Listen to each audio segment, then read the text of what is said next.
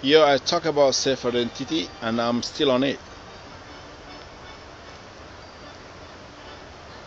Oftentimes when you try to let somebody know what is self-identity, sometimes people always think that what is self-identity is all about the color, the size, the height, the way you look, the way you smile.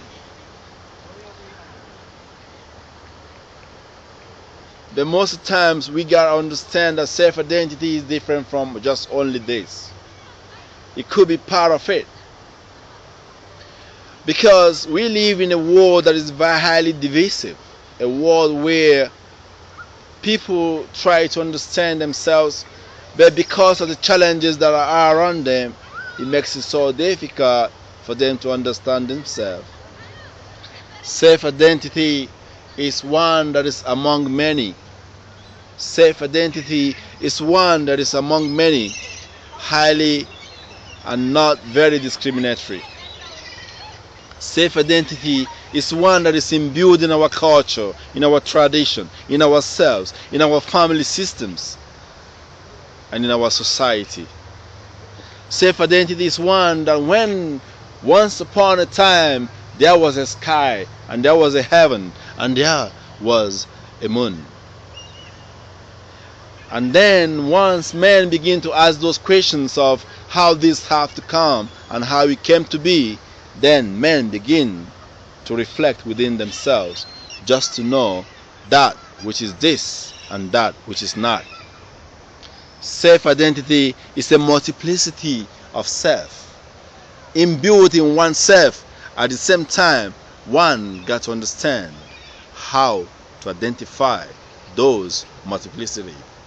Self-identity is one that is very multiple, but one among many. You gotta know yourself first of all.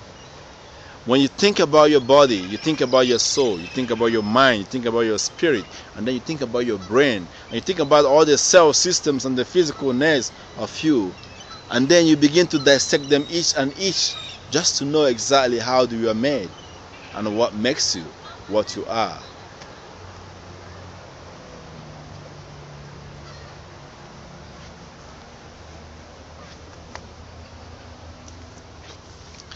Generally speaking, self-identity is not just walking inside the forest and coming out of it.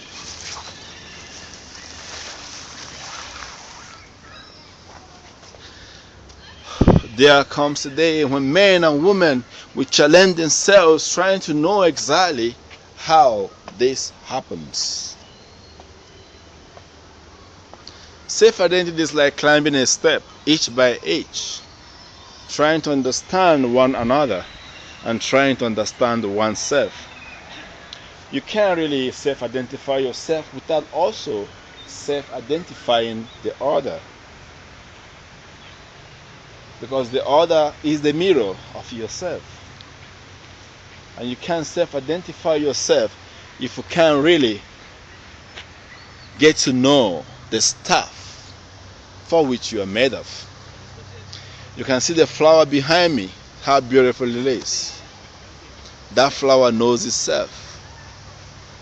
I know you will ask me how. Well, for you to know that, you gotta just to get to know how the creation and how it was created from the beginning to the last. Well, I will talk more about this as we continue to move on.